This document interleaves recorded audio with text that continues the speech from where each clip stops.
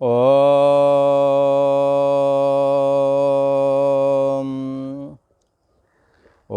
अखण्डमण्डलाकारं व्याप्तं येन चराचरं तत्पदं दर्शितं येन तस्मै श्री गुरवे नमः।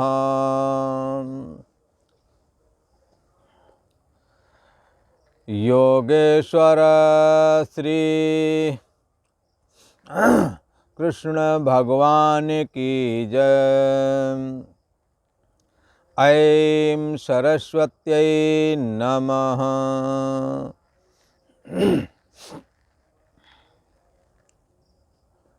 पूर्व का प्रसंग चल रहा है पुरुषोत्तम योग का। ये गीता का 15वां अध्याय है और यहाँ संसार को एक पीपल के वृक्ष की उपमा दे रहे हैं। संसार एक पीपल के पेड़ की तरह है, ऐसा भगवान श्री कृष्ण कह रहे हैं। किसी ने कहा, महाराज इस पीपल की और संसार की कैसे समानता हो सकती है? तो वो भी पीपल कैसा है? ये संसार रूपी पीपल का पेड़ जो है, ये वाले पीपल के पेड़ की जड़ नीचे है और शाखाएं ऊपर हैं। पर ये संसार रूपी जो पीपल का पेड़ है, इसकी जड़ तो ऊपर की ओर हैं और शाखाएं नीचे की ओर हैं। किसी ने कहा, महाराज ये कैसे बात बनेगी, इसको कैसे समझा जाए? तो ऊपर जड़ वाला कोई पेड़ नहीं होता, पर बंधुओं ये पीछे जो गंगा जी बह रही हैं, ये जब पहाड़ों से कोई निकलती है तो पहाड़ कट जाता है, पेड़ गिरते हैं जाकर के सर के बल, नीचे डालियां होती, ऊपर जड़ होती है। तो ऐसा लगता है इसकी जड़ क्या ऊपर रही होवेगी क्या? तो लोगों ने कहा जड़ ऊपर तो नहीं, जड़ तो नीचे ही थी, पर पानी का कटाव होने की वजह से पेड़ ऐसे हिसाब से गिरा कि शाखाएं नीचे की ओर हो गई और जड़ ऊपर की ओर हो गई। ये संसार रूपी पीपल के पेड़ के साथ कुछ ऐसा ही हुआ है।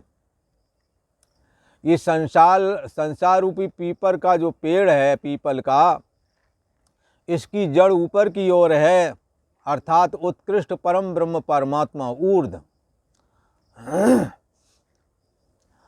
त्रुपादूर्ध उदयित पुरखा पादो सेहा भवत पुनः।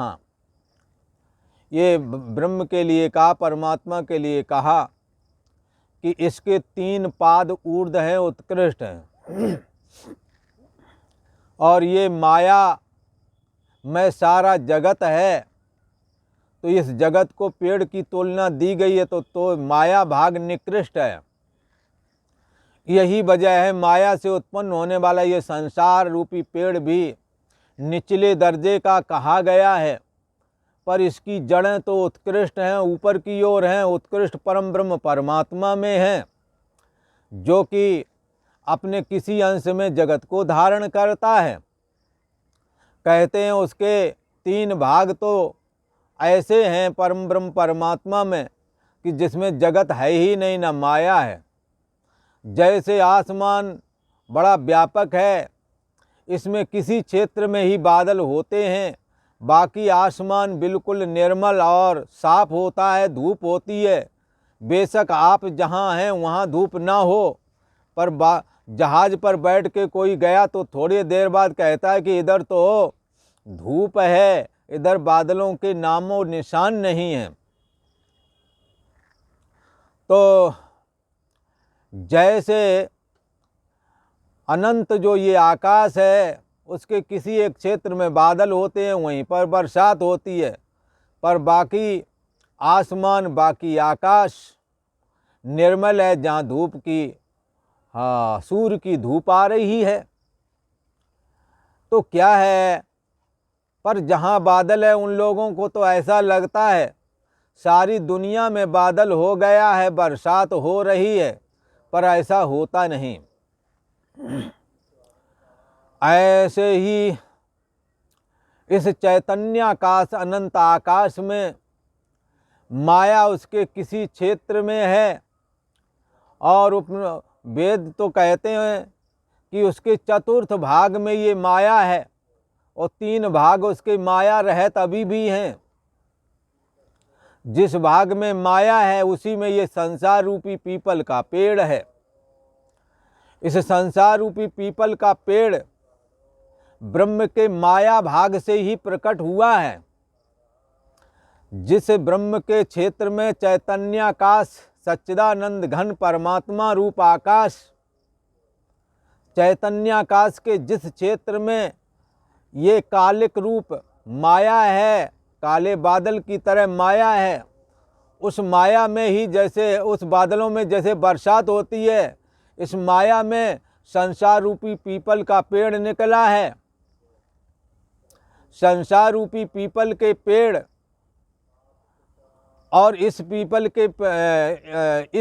के पेड़ की थोड़ी समानता ये आ रही है कि पीपल के पुराने पत्ते पक जाते हैं और गिर जाते हैं, नए आ जाते हैं। पीपल हमेशा भरा रहता है पत्तों से, पर पुराने पत्ते कोई दिखते नहीं हैं। नए वाले धीरे धीरे पुराने हो जाते हैं, झड़ जाते हैं और फिर नए आ जाते हैं। इसी प्रकार ये संसार भी है। यहाँ पुराने लोग धीरे धीरे करके गोविंदाय नमो नमः हो जाते हैं और नए लोग जन्म जाते हैं। वो फिर जवान हो जाते हैं और वृद्धावस्था को प्राप्त हो करके और अंततोगत्वा मृत्यु को प्राप्त हो जाते हैं। पर कई पत्ते ऐसे भी होते हैं जो कोपलें आती उन्हीं के साथ झड़ जाते हैं। तो इस संसार रूपी पीपल के पेड़ में कोई बालक अवस्था में ही मर गए, कोई तो जवानी में निपट गए और कोई जाकर के वृद्धावस्था में निपट गए। इस दृष्टि से देखा जाए तो एक जैसा लग रहा है। पीपल में पत्तों की कभी कमी नहीं होती, पुराना पत्ता एक भी रहता नहीं है। संसार रूपी पीपल के पेड़ में भी हम तुम पहले बचपने वाले थे, जवान हो गए, बुढ़ापा आ गया और एक दिन गोविंदाय नमो नमः हो जाएगा। तो कहते हैं जब तेरी डोली निकाली जाएगी, बिन मुहूर्त के उठा ली जाएगी। कब नंबर आज गया, कब बुलावा आ गया, इस मकान को खाली करना पड़ेगा। ये जिंदगी एक किराए का घर है और किराया जब पूरा हो जाता है, जितना दे रखा है प्रारब्ध रूपी किराया, तो इस जीवात्मा को निकाल करके बाहर कर दिया जाता है। तो इस दृष्टि से देखें तो संसार के में जो पीपल का पेड़ उपलब्ध है उसकी और संसार रूप पीपल का ये संसार, इसकी समानता बन जा रही है। रही बात ऊपर की जड़ों की, तो ऊपर के जड़ तो सभी की है। उत्कृष्ट परम ब्रह्म परमात्मा बहुत सारे भक्तों की, बहुत सारे उपासकों की, सगुण उपासकों की और समस्त पुराणों में ये बात आम तौर पर व्यास भगवान ने बताई है कि सबसे ऊपर वाला लोक उत्कृष्ट वैकुंठ धाम ही कहलाता है। वहाँ परमात्मा श्री हरि नारायण अपने नित्य धाम में अपने 4 अंशों से वासुदेव, अनिरुद्ध, संकर्षण और प्रद्युम्न के रूप में सदैव विराजमान रहते हैं और इन अपने चारों रूपों के माध्यम से संपूर्ण जगत पर अपना कंट्रोल स्थापित करके रखते हैं। और जाकी जैसी चाकरी ताको तैसा दें, सृष्टि की पालना करते हैं और जिसका जैसा प्रारब्ध है उसको वैसा देते हैं। ईश्वर न्यायकारी कहा गया है, वही इस संसार की जड़ कहलाती है। तो इस संसार की जड़ तो उत्कृष्ट परम ब्रह्म परमात्मा हुआ और शाखा कौन हुई? उन परम ब्रह्म परमात्मा से उत्पन्न होने वाले परमेष्ठी ब्रह्मा जी इस वृक्ष की मूल शाखाएं हैं। उससे फिर 3 शाखाएं और निकली, जो एक शाखा नीचे को चली गई, एक ऊपर को चली गई, एक बीच में रह गई। आंधी में एक गिरा हुआ हमों पेड़ देखा था आम का, जो कि भयानक आंधी में उखड़ गया था। उसकी कुछ शाखाएं जमीन में घुस गई थीं, कुछ बीच में थी, कुछ ऊपर की ओर सीधी जा रही थीं। क्योंकि धीरे धीरे लंबा समय गुजर गया, पेड़ सूखा नहीं, ऊपर वाली डालियां ऊपर को सीधी हो गई। ऐसे ही बंधुओं, इस संसार रूपी जो ये पीपल का पेड़ है, इसकी मुख्य शाखा तो साक्षात ब्रह्मा जी ही हैं, पर एक शाखा ऊपर की ओर निकल गई, एक शाखा नीचे की ओर गई, एक शाखा बीच में। तो ये तो शाखाएं हैं। तो किसी का ये पत्ते क्या हैं? तो पत्तों के लिए कहते हैं ये यस्तम वेद। हाँ, पर्णान यस्य पर्णानि छंदांसि यस्य पर्णानि। छंद अर्थात वेदों की ऋचाएं इसके पत्ते हैं। हमें क्या करना है, क्या नहीं करना है, ये बात वेदों में बताई गई है। इसलिए ये पीपल के पेड़ जितने भी होते हैं उनमें अनंत पत्ते होते हैं। ऐसे वेद भी शाखा प्रशाखाओं से अनंत ज्ञान वर्धक है ये, और इसमें लाखों ऋचाएं हैं। ऐसा कहा गया है 80,000 मंत्र ये ऋचाएं कर्मकांड की कही गई हैं,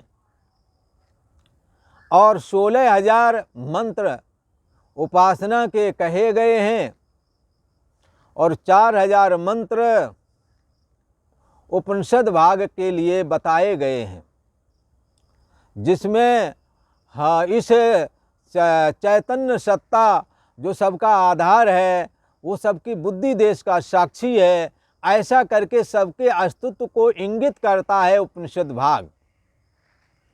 तो इस प्रकार से ये क्या करना है, क्या नहीं करना है, ऐसी जो ऋचाएं हैं 80,000, 16,000 उपासना की, 4,000 ज्ञान की, इस प्रकार से ये 1,00,000 जो मंत्र हैं, इनकी शाखा प्रशाखाओं से फिर ये अनंत हो जाते हैं। जैसे पीपल के पेड़ के पत्तों को गिनना आसान नहीं है, वैसे ही बंधुओं इस वेद के विस्तार को भी बड़े बड़े विद्वान भी सही से नहीं समझ पाते। केवल एकमात्र ईश्वर ही वेद के संपूर्ण रहस्य को जानता है। ईश्वर की कृपा से वेद के तात्पर्य को साधक लोग भी, ऋषि महर्षि लोगों ने भी हृदय में धारण किया और जीवन में कृतकृत्यता का अनुभव किया, और ज्ञान रूप तप करके पवित्र होकर के भगवान के भाव में लीन हो गए, जिसे भगवान स्वयं कहते हैं बहवो ज्ञान तपसा पूता मद भाव मागतः। बहुत सारे लोग हमारे इस वेद का सारांश रूप जो ये गीता है, इस गीता का ज्ञान धारण करके पवित्र हो गए, और मेरे निज स्वरूप जिसके लिए कहा सच्चिदानंद रूपाय, ये भगवान श्री कृष्ण का जो सच्चिदानंद रूप विग्रह है, इसमें लीन हो गए, मुक्त हो गए। ऐसा कहा तो किसी ने कहा महाराज ये बात तो समझ में आई कि ये संसार रूपी पीपल का पेड़ कैसा है। तो इस संसार रूपी पीपल का पेड़ ये बड़े विस्तार को प्राप्त होता है, पर इसकी कोपलें निकलती जाती हैं और डालियां बढ़ती जाती हैं। कई बार पीपल की डालियां ज़्यादा बढ़ जाती हैं तो वजन की वजह से अपने आप भी टूट कर गिरती हैं। ज़्यादा मोटी डाली होगी, लंबी चलेगी तो फट कर गिर जाते हैं। तो ऐसे ही संसार रूपी पीपल का पेड़ भी है। इसमें भी घर गृहस्थी के ज़्यादा बोझ बढ़ जाएं, राग द्वेष बढ़ जाएं, कुछ ऊट पटांग कर बैठो, घर गृहस्थी टूट जाती है, शाखाएं टूट भी जाती हैं। खैर, अब दूसरे अध्याय में भगवान इस बात को कहते हैं, इसकी शाखाएं किधर किधर को फैली हुई हैं, इसकी जड़ भी कौन कौन सी हैं, ये वर्णन करने वाले हैं। और ये 15वें अध्याय का दूसरा श्लोक है जिसमें ये बात चर्चा कर रहे हैं। भगवान श्री कृष्ण कहते हैं, अर्जुन अधश्चोर्ध्वं प्रसितास् तस्य शाखा गुण प्रवृद्धा विषय प्रबालाः अधश्च मूलान्यनुसन्ततानि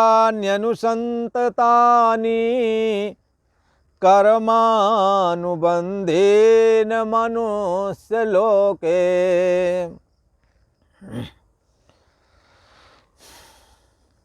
भगवान कह रहे हैं तस्य गुण प्रवृद्धा।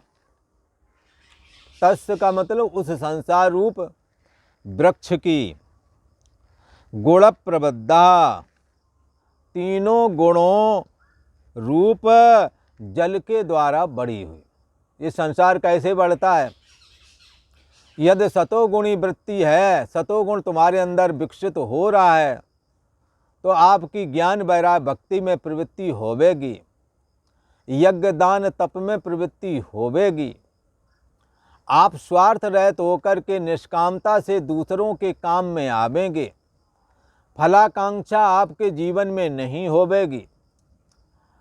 और यज्ञ दान तप, यज्ञ करना, जप यज्ञ है, अग्नि में स्वाहा वाला यज्ञ है, और धन का दान है, और हाँ वाणी के द्वारा ज्ञान का दान देना, मार्गदर्शन करना।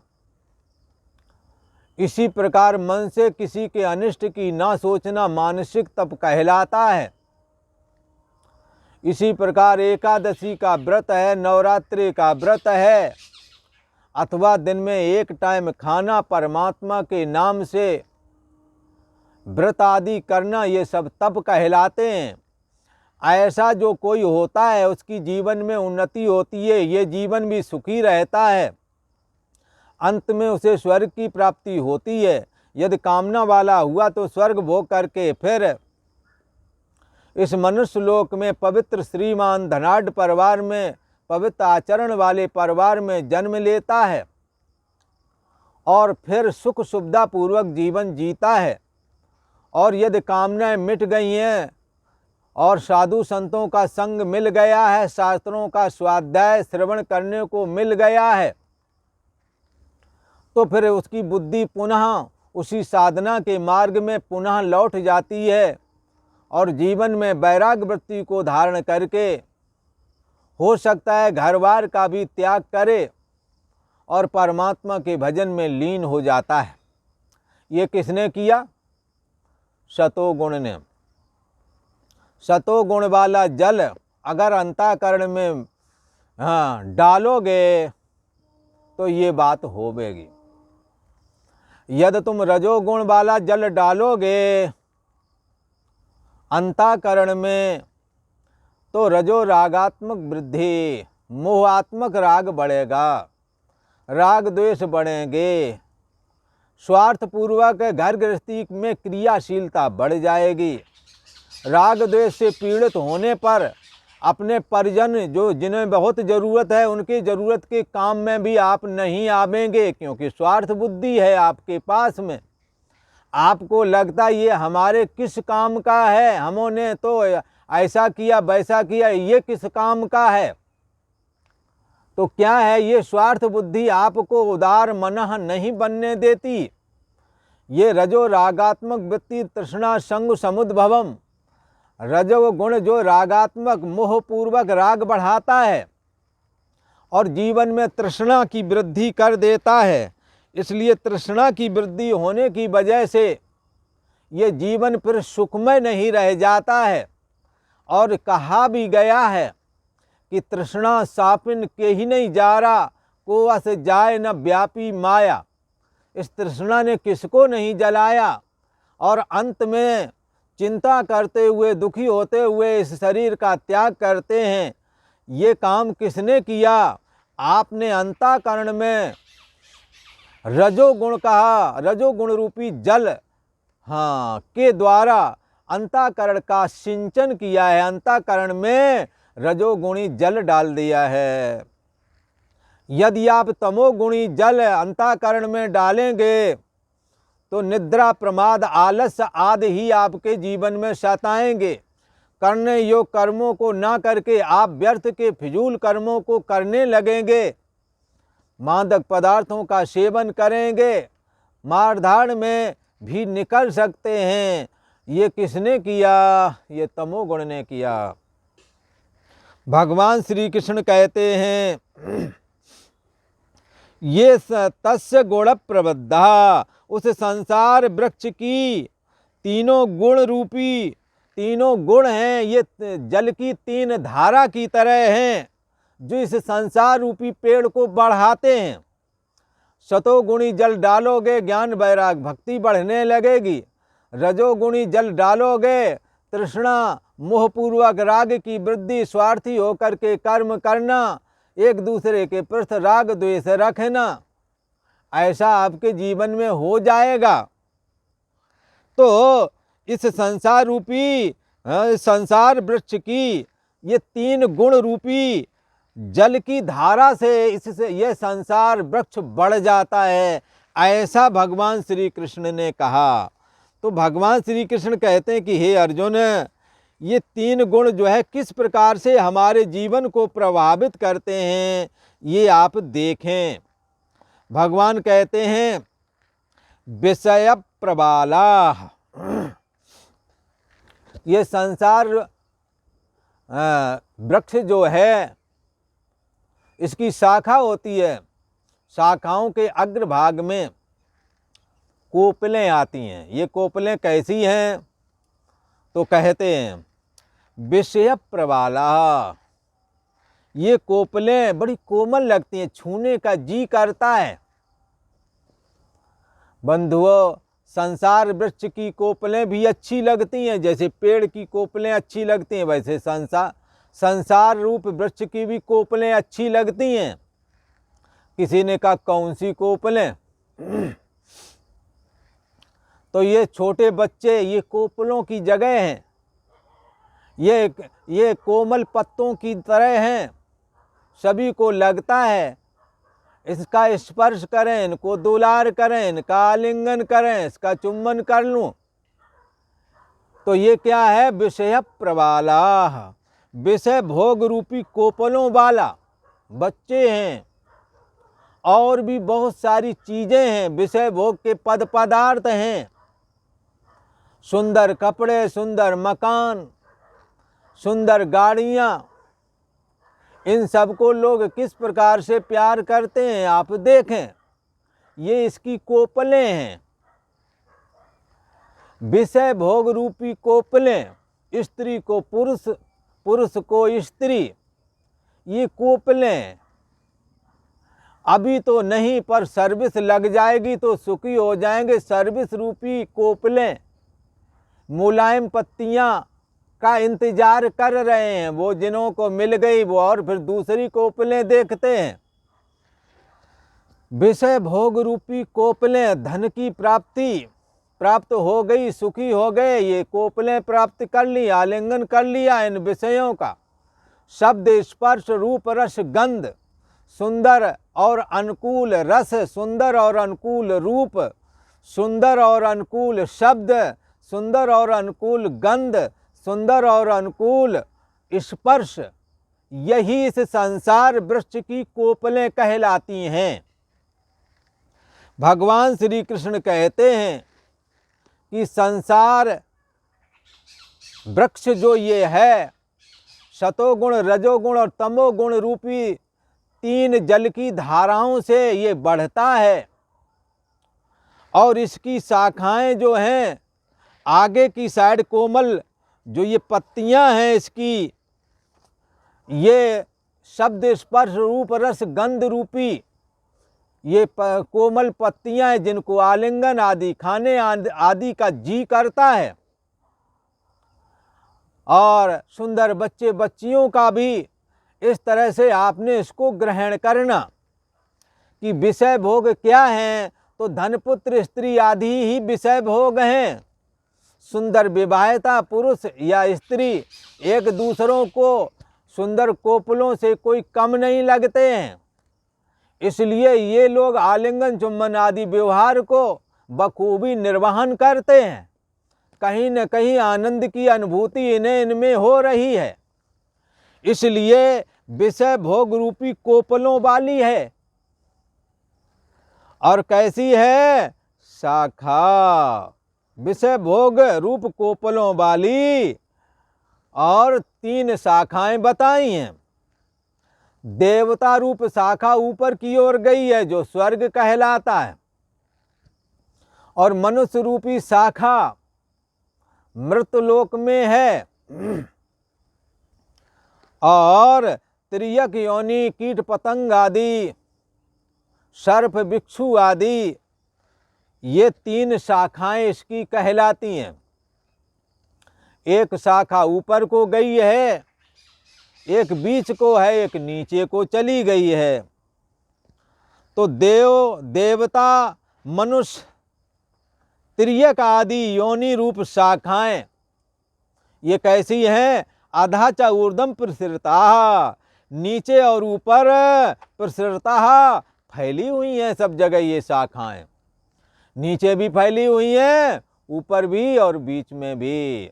देवताओं में भी ये मायक वृत्ति रहती है, काम क्रोध आदि सतोगुण रजोगुण तमोगुण उनमें भी रहता है, पर वो सतोगुण प्रधान है, सतोगुण उनका हमेशा रहता है। बीच में कभी कभार रजोगुण या तमोगुण भी आ जाता है, कभी कभार, हमेशा नहीं। मनुष्य में कभी कभार सतोगुण आ जाता है, बाकी समय रजोगुण और तमोगुण ज़्यादा रहता है, परंतु त्रियक योनि कीट पतंग आदि में तमोगुण ही हमेशा बना रहता है। भगवान श्री कृष्ण कहते हैं इस संसार वृक्ष की जो वृद्धि है, जो उन्नति है, वो सतोगुण रजोगुण तमोगुण रूपी जल डालने से होती है। और ये संसार वृक्ष विषय भोग रूपी कोपलों वाला है, और इसकी शाखा ऊपर देवलोक, नीचे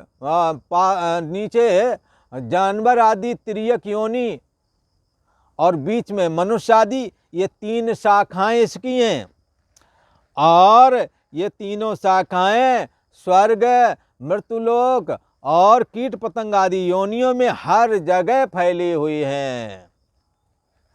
नीचे च ऊर्ध्वं प्रसृता, नीचे और ऊपर सर्वत्र ये शाखाएं फैली हुई हैं। तथा मनुष्य लोके, मनुष्य लोकों में कर्मानुबंधीन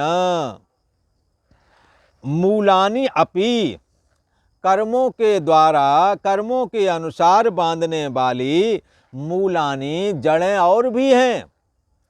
देखो बता दिया ना, संसार वृक्ष की जड़ें ऊपर परम ब्रह्म परमात्मा में, अभी एक बार ये बताए, इसकी जड़ परमात्मा में, उत्कृष्ट परम ब्रह्म परमात्मा में है, ऊपर की ओर है संसार वृक्ष की जड़ें।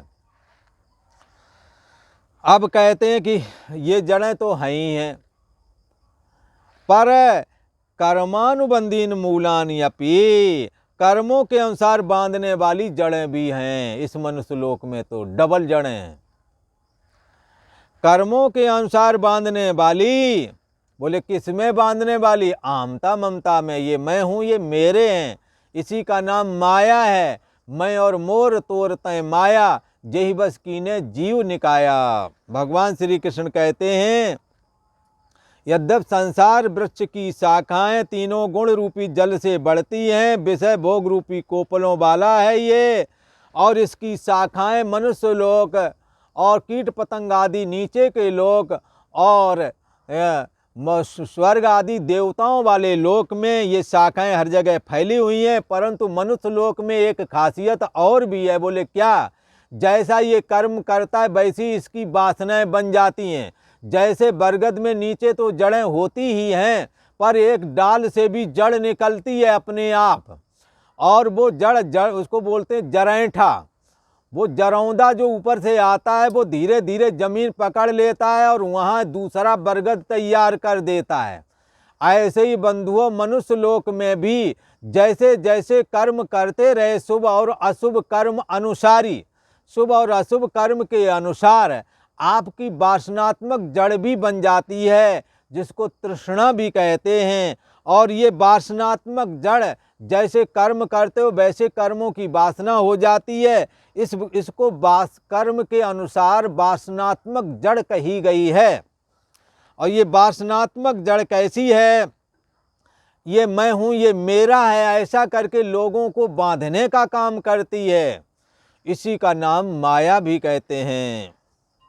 भगवान श्री कृष्ण कहते हैं, मनुष्य लोक में तो कर्मों के अनुसार बांधने वाली अहमता ममता वासना रूप जड़ें भी ऊपर को चली गई और नीचे को ये वासनात्मक जड़ें भी चारों ओर फैली हैं। भगवान श्री कृष्ण कहते हैं, अहमता ममता और वासना रूप जड़ें भी नीचे ऊपर सभी लोकों में व्याप्त हो रही हैं। वो किसी ने कहा ये कैसी, कही पहले तो कह रहे थे कि वो संसार वृक्ष की जड़ें व्याप्त हो रही हैं, अब कह रहे हो इसकी भी व्याप्त हैं।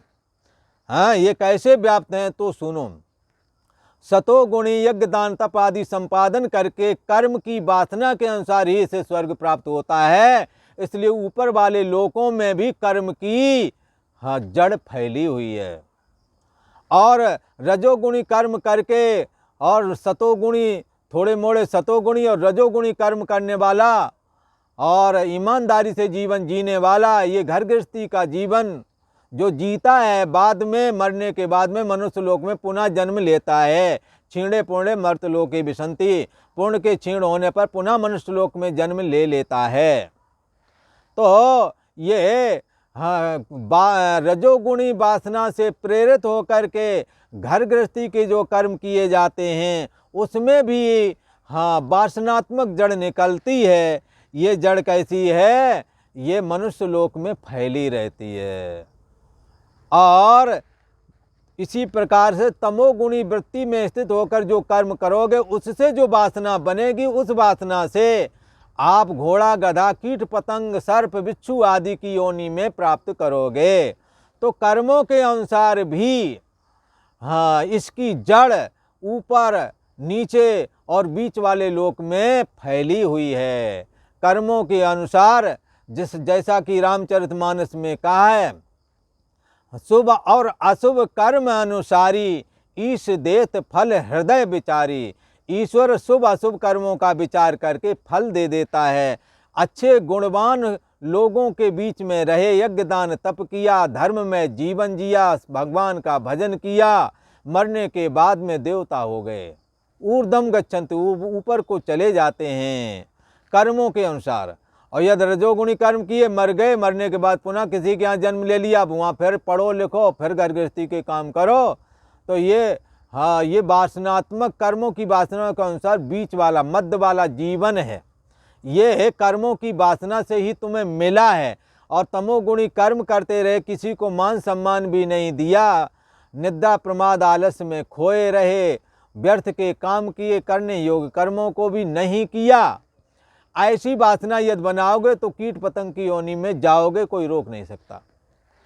ये भी इस प्रकार कर्मों के अनुसार हाँ, वासनात्मक जड़ें भी तीनों लोकों में फैली हुई हैं। संसार वृक्ष की जड़ तो है ही उत्कृष्ट परम ब्रह्म परमात्मा, और उसकी मूल शाखा है ब्रह्मा जी। उससे 3 शाखाएं और फूटी, जिससे स्वर्ग, मृत्युलोक और कीट पतंग आदि योनियां, ऐसे 3 प्रकार की शाखाएं हाँ इस संसार वृक्ष की हैं। पर इन तीनों प्रकार की शाखाओं के बीच में कर्मों के अनुसार में भी लोग जाते हैं।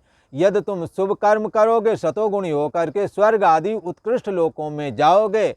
यदि तुम रजो रागात्मकी रजो रागात्मकम विद्धि रजोगुण में स्थित होकर के रजोगुणी क्रिया करोगे और रजोगुण की तृष्णा से अपने को अपने चित्त को यदि बांध लोगे तो स्वार्थी बन करके रजोगुणी क्रिया तुम्हें मृत्यु होने के बाद में इस मनुष्य लोक में जन्म देवेगी और तमोगुणी क्रिया आपको कीट पतंग में फेंकेगी। तो इस प्रकार से संसार रूप वृक्ष 3 गुणात्मक जल से सींचा जाता है और शब्द स्पर्श रूप रस गंध आदि 5 विषयों वाली कोपलों वाला है ये। और इसकी शाखाएं शुरुआती दौरान में तो सीधी सीधी ब्रह्मा ने स्वर्ग मनुष्य और जहाँ कीट पतंग आदि रहते हैं ऐसे 3 शाखाएं स्वयं बनाई हैं। फिर कर्मों के अनुसार में भी जाते हैं। तो उसी को यहाँ कहा है कि कर्मों के अनुसार बांधने वाली अहमता ममता और वासना रूप जड़ें भी नीचे और ऊपर सभी लोकों में व्याप्त हो रही हैं। ऐसा कहा। एक बार फिर इस श्लोक को स्मरण करते हैं। अधश्चोर्ध्वं प्रसितास्तस्य शाखा गुण प्रवृद्धा विषय प्रबाला अधश्च मूला निनुसंततानि कर्मानुबंधीन मनुष्यलोके है। उस संसार वृक्ष की तीनों गुणों रूप जल के द्वारा बड़ी हुई ये जो शाखाएं हैं एवं विषय भोग रूपी कोपलों वाला ये संसार रूपी वृक्ष है। और देवता मनुष्य और तिर्यक आदि जो योनियां हैं यही 3 शाखाएं हैं जो अधः ऊर्ध्वं प्रसृता जो नीचे और ऊपर सर्वत्र फैली हुई हैं और मनुष्य लोक में भी फैली हुई हैं। मनुष्य लोक में कर्मों के अनुसार भी वासनात्मक जड़ें बन जाती हैं और ये वासनात्मक जड़ें अहमता और ममता रूप जड़ें ये वासनात्मक जड़ें हैं और कर्मों के अनुसार ये बनती हैं। ये भी सतोगुण के अनुसार स्वर्ग पहुंचा देती, रजोगुण के अनुसार मनुष्य बना देती, तमोगुण के अनुसार कीट पतंग आदि योनियों में ये कर्मों के अनुसार बनी हुई वासनात्मक ये जड़ें भी ये पहुंचाने का काम करती हैं। ऐसा समझना। तो ये अहमता ममता और वासना रूप जड़ें भी नीचे और ऊपर सभी लोकों में व्याप्त हो रही हैं। जो जैसा कर्म करेगा फल देगा भगवान, ये है गीता का ज्ञान। इसलिए हमें अपने कर्मों के प्रति सचेत रहना चाहिए। अपने समस्त कर्मों को ब्रह्मण्याधाय कर्माणि संगम त्यक्त्वा करोति या लिप्यते न स पापेन पद्म पत्र मीमांसः। अपने समस्त कर्मों को परमात्मा श्री कृष्ण के अर्पण बुद्धि से आसक्ति और फलाकांक्षा से रहित होकर के करना चाहिए, जिससे कि ये कर्म वासनात्मक नहीं बनते, भगवान की भक्ति देने वाले बन जाते हैं और भक्ति के द्वारा ज्ञान वैराग्य प्राप्त हो जाता है और ज्ञान के द्वारा मोक्ष हो जाता है, जैसा कि भगवान ने कहा। और आज इतना ही। ओम शांति शांति शांति।